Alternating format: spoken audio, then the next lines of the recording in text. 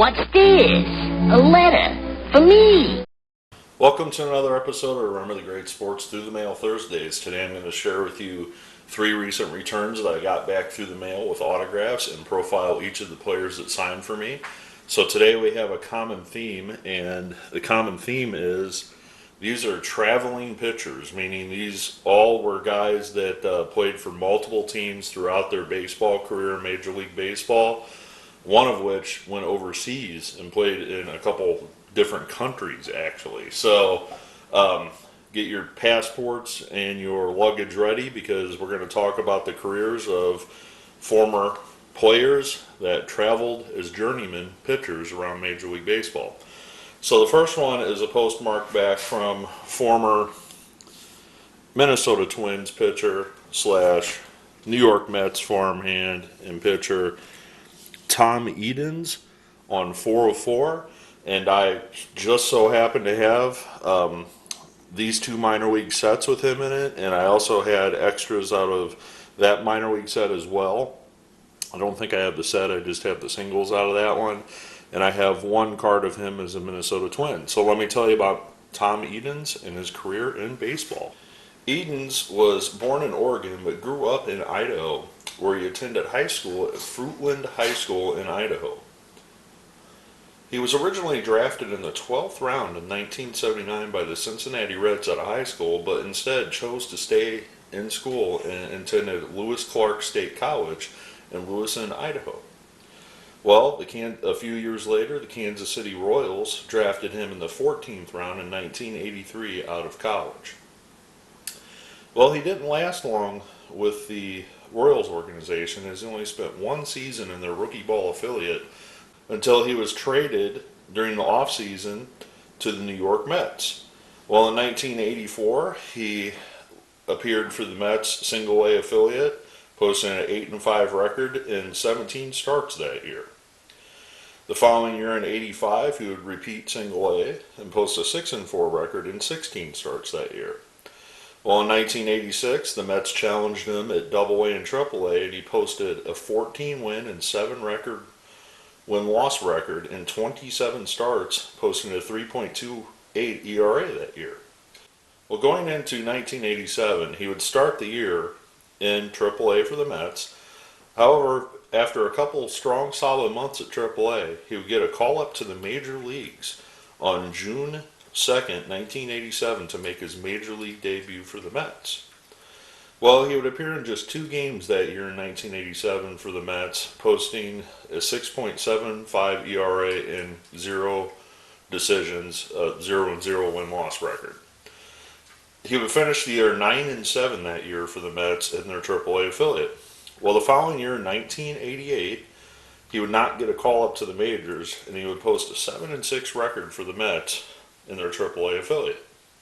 He would start the year in 1989 with the Mets in their AAA affiliate, and after a blockbuster trade in June of 1989, which sent Lenny Dykstra and Roger McDowell to the Phillies for Juan Samuel, Edens would be the player to be named later to complete that deal, sending him to Philadelphia.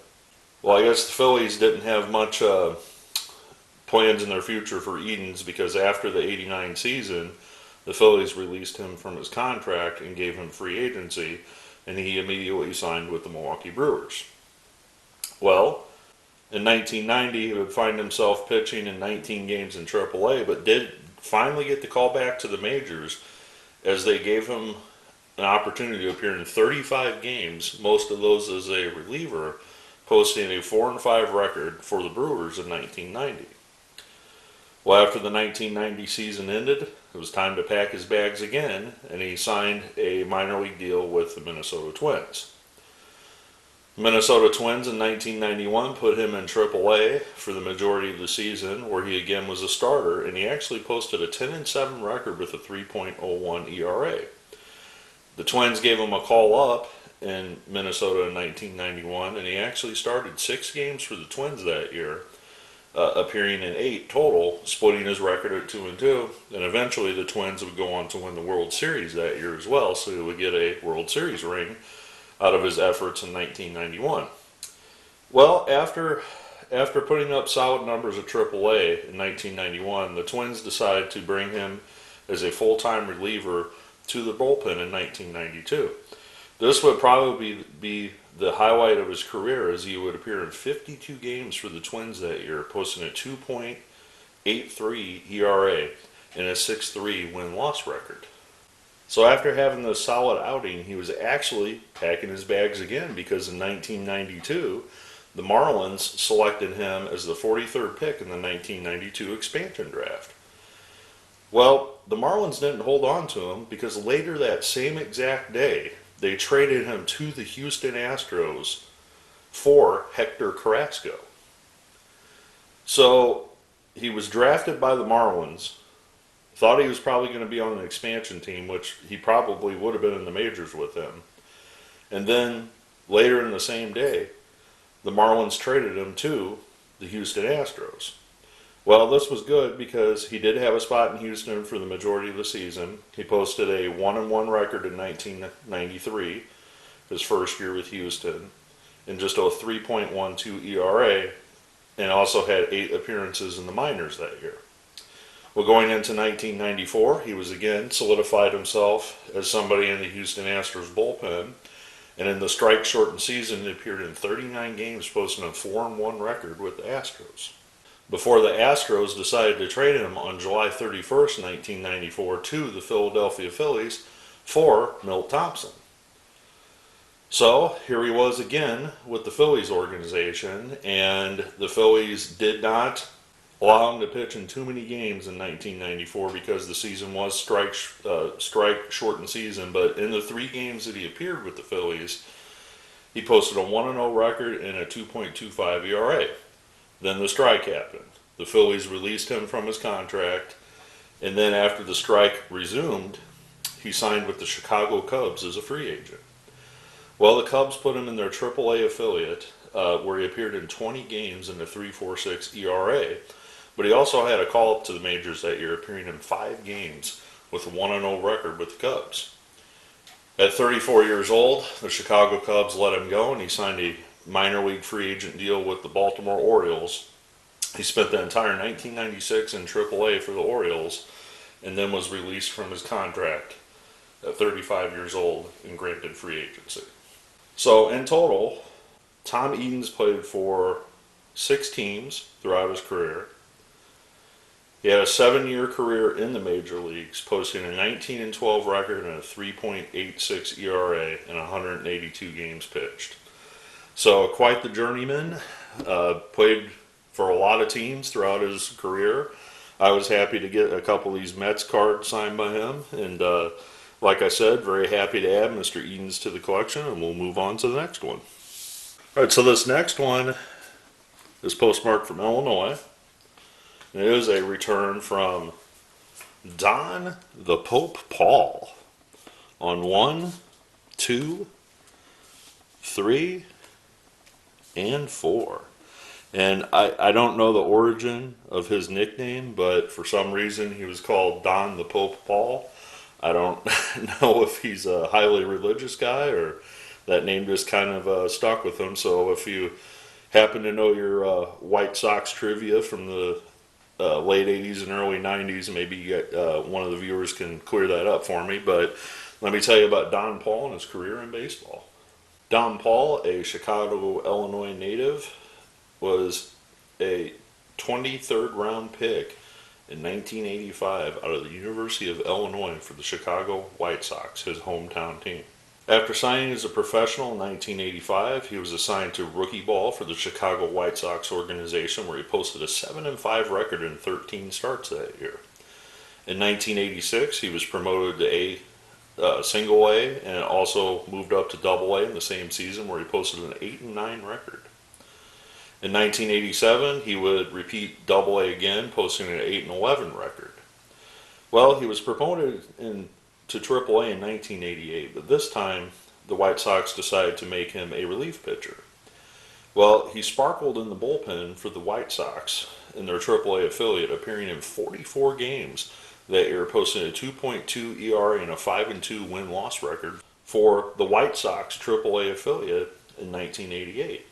On August 1st, 1988, the 26-year-old Donn Pall was recalled by the Major League Club, and he appeared in 17 games for the remainder of the season in 1988, posting a 3.45 ERA for the White Sox. In 1989, he would solidify himself as a member of the bullpen, appearing in 53 games for the White Sox, posting a 3.31 ERA for the Southsiders. 1990, he would have a very similar season where he would appear in 56 games for the White Sox, posting a 3.32 ERA.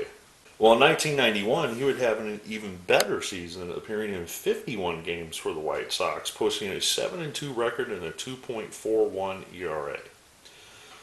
Well, in 1992, his win-loss record would be 5-2, but his ERA would almost double and hover around the 5 mark, appearing in 39 games that year for the White Sox. Well, in 1993, he would start the year with the White Sox, and he actually found his true form back, appearing in 39 games for the White Sox and a 3.22 ERA when he was dealt on September 1st to the Philadelphia Phillies. So solidifying their bullpen for the playoff run, Donn Pall would be part of the Phillies pitching staff going to the World Series and eventually losing to the Toronto Blue Jays in the 93 series. With his time with the Phillies, he posted in 8 games. He posted a 1-0 record and a 2.55 ERA.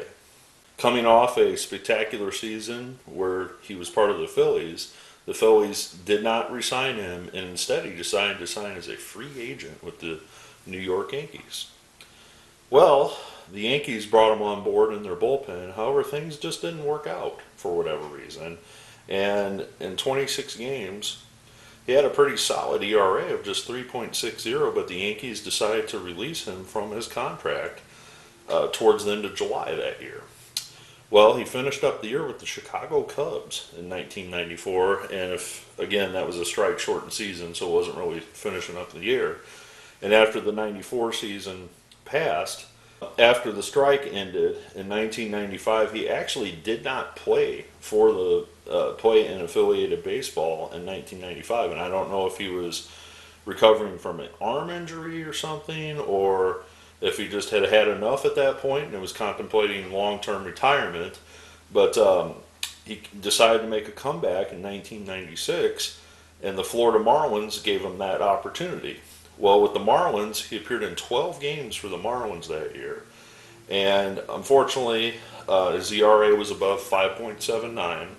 Despite these struggles, he did have an opportunity to come back in 1997 for the Marlins, and he appeared in just 2 games for the Marlins that year. However, significantly, he was part of the World Series championship team with the Florida Marlins. In 1998, he would come back and appear in 23 games for the Marlins. However, after the 98 season, at the age of 36, he decided to hang it up and retire from baseball as a player. According to his Wikipedia page, since his retirement, he has worked as a community relations representative for the Chicago White Sox. I don't know if he's still doing that to this day or if that's something that he was doing. Another thing to point out, his son Brian Pall is actually in the Seattle Mariners organization at the moment. Brian was actually in AAA for the Mariners this year. However, it looks like, according to his stats, the season was cut short due to injury. So hopefully Brian will get another chance in the upcoming year to redeem himself and maybe make his major league debut, and that would make another father-son combo that has played in the major leagues. So we'll move on to the next one. All right, so this final one is postmarked from North Carolina, and we talked about journeyman pitchers. This guy probably was the biggest journeyman of them all. So who am I talking about other than former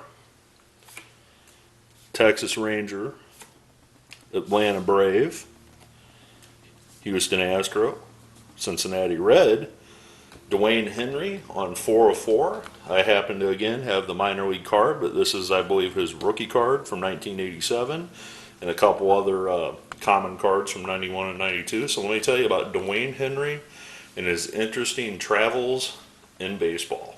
Dwayne Henry was originally drafted in the second round of the 1980 draft out of high school in Delaware. He signed with the Rangers and at just 18 years old was assigned to the rookie ball affiliate where he posted a 5-1 record in 11 starts. Well, in 1981, he was promoted to Single A where he posted an 8-7 record, starting 25 games for the Rangers Single A affiliate that year. In 1982, he would appear in just 4 games for the Rangers, as I'm assuming some injuries hampered him that season.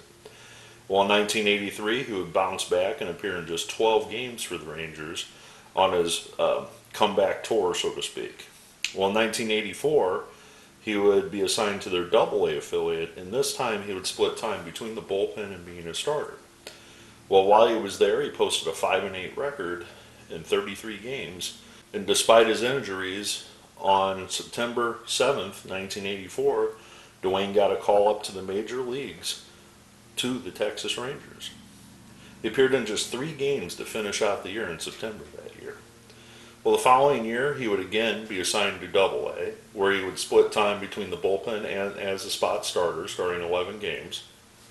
And in 1985, he would actually get called up to the majors to the Rangers, where he would appear in 16 games, posting a 2-2 record and a 2.57 ERA out of their bullpen. Well, despite the success in the majors, he was still assigned to AAA the following year in 1986, and he responded with a 2-1 record in 28 games, and he also appeared in 19 games in the majors in 1986. Well, this is starting to be a trend. In 1987, he would again split time between the majors and AAA for the Rangers, and he would do the same thing in 1988, spending the bulk of both of those seasons in AAA and not the majors. So at this point, he was planning on going to another season in 1989 with the Texas Rangers, and right before spring training broke in 1989, he was dealt to the Atlanta Braves. Well, he would spend that entire 1989 season with Atlanta, the splitting time between, guess what, AAA and the majors again, appearing in 12 games in the majors and 13 in AAA. Well, in 1990, he would finally get his first full season without his bus pass to AAA, appearing in 34 games for the Braves that year in 1990, posting a 2-2 record. After the 1990 season, he would sign as a free agent with the Houston Astros. And after his time with the Astros, he would spend 1 year there, appearing in 25 games. The Astros chose not to protect them on the 40-man roster, and the Cincinnati Reds claimed him off of waivers. He would appear the following year in 1992 with the Reds, appearing in 60 games, posting a 3-3 record and a 3.33 ERA. Well, in 1993, he was with the Reds for just 3 games in 1993 when the Seattle Mariners contacted the Reds and purchased the contract of Dwayne Henry. He would finish out the year in 1993 in Seattle, and after the season, they would let him go from the Mariners. Well, at this point in his career, Henry was kind of at a crossroads, and he decided to take his talents overseas in 1994 and play for the Chunichi Dragons in Japan. After his 1 season in Japan, he then returned to the United States and played the 1995 season with the Detroit Tigers. He would only spend 10 games in the major leagues for the Tigers that year, and the bulk of the season, 41 games, he would spend in their AAA affiliate. Well, the following year in 1996, he would again return with the Tigers. However, after a short stint with the Tigers, he did not make their major league affiliate. The Colorado Rockies signed him, and he finished out the year in 1996 with the Rockies organization in their minor league affiliate. Well, at this time in his career, at 36 years old, he didn't have a lot of offers from a lot of teams after the Rockies let him go, and he decided to sign overseas again, this time going to Taiwan. And this actually wound up being a very good move for him, because when he was with the Winchun Dragons in 1997-98, he actually won the Taiwan World Series Championship those 2 years. He would split time in 1998 after winning the Taiwan Championship, and he would come back to the United States, this time playing in the Atlantic League, which is an independent league, playing for the Somerset Patriots in 98 and 99. Then he would return to Asia for one more year, and he would play for the China Trust Wales in 2000, and then he would come back to the United States and play for the New York Bears in 2001 for the Atlantic League, but he would also finish up playing in the Mexican League for the Broncos de Reynoso in 2001. So yes, if you were keeping tabs there, this guy, Dwayne Henry, played in about 4 different countries during his professional baseball career, finishing up in the Mexican League. So I would say this is probably the best example I can ever give of a journeyman relief pitcher in baseball. The guy played in Major League Baseball, he played in the Taiwan League, he played in the Japanese League, he played in the Mexican League, he played in the Independent League. So talk about looking at his passport, there's quite a bit of stamps in there. So I hope you learned a little bit about Dwayne Henry. I hope you learned a little bit about Mr. Donn Pall as well. And I hope you also learned a little bit about Tom Edens. I want to thank all 3 of them for signing my cards, because I'd never gotten any of them before through the mail. I hope I shined a little bit of light on some players that you may not have ever heard of in baseball. All of these guys' cards are pretty readily available during the junk wax era, so if you have any laying around, definitely consider sending them through the mail and getting a couple autographs. And I hope you enjoyed this episode. I look forward to your comments below, and as always, happy collecting.